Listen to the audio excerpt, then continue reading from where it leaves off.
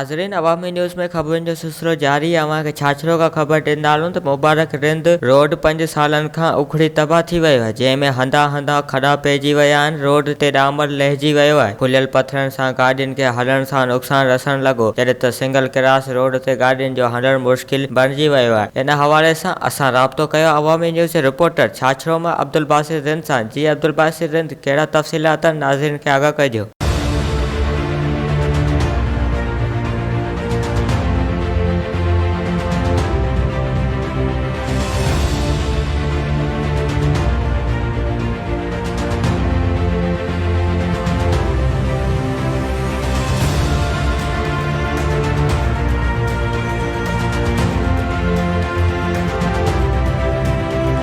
जी नाज़रीन, हिन वक्त असां मौजूद आहियूं तालका छाछरो टू मुबारक रिंद रोड ते, जो गुज़रियल 10 सालनि खां रोड टुटी तबाह थी चुको आहे ऐं हिन जी जेको आहे सो मरम्मत न थी आहे। इन जी मरम्मत छो न थी आहे ऐं इन बाबति जेको आहे सो वधीक पुछंदासीं हिते जेके ईंदड़ वेंदड़ माण्हुनि खां ऐं हिते जेके ॻोठाणा आहिनि, शहरी आहिनि, हुननि सां ॻाल्हि ॿोल कंदासीं त हुननि जो छा चवणु आहे। मुबारक रिंद रोड छटी खां अंदाज़न 37 किलोमीटर आहे, जेको 10 साल खां तबाह थी चुको आहे। 10 साल खां हुनजी काई मरम्मत न थी चुकी आहे। बिलावल भुट्टो ज़रदारी खे पुरज़ोर अपील करूं था त महिरबानी करे असांजो रोड ठाहियो वञे, न त असांजो जेको मरीज़ आहे, एमरजेंसी डिलीवरी केस आहे, कोई बि मरीज़ वग़ैरह आहे त उहो छाछरो पहुचणु नामुमकिन आहे।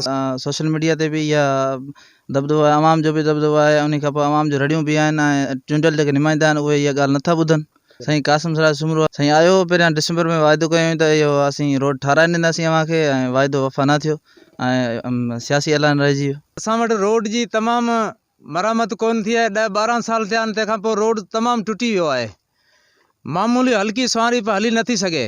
महिरबानी करे इहो रोड जल्दी ठहे। असांजो गवर्नमेंट सां इहो मुतालबो आहे टू मुबारक रिंद खां छाछरो ताईं जेको रोड टुटो आहे, इन में तमामु ग़लति ऐं घटिया क़िस्म जो मटेरियल इस्तेमालु थियल आहे।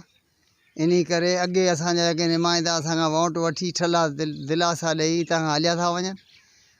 असांजो कोई बि मरीज़ जेको आहे मुबारक रिंद खां छाछरे ताईं वॾी मुश्किल सां पुॼे थो। जेको अधु कलाक जो या 20 मिनट जो सफ़र उते कलाकनि जा कलाक लॻी वञनि। जी मुबारक रिंद छाछरो अच्छा, हिन जी मरम्मत कॾहिं खां कोन थी आहे? इहो 10 सालनि खां कोन थी आहे। अच्छा, हिते चूंडियल नुमाइंदा वग़ैरह अचनि था या न? हा, ये अचनि था, वाइदा करे था वञनि, कमु कोन थो थिए।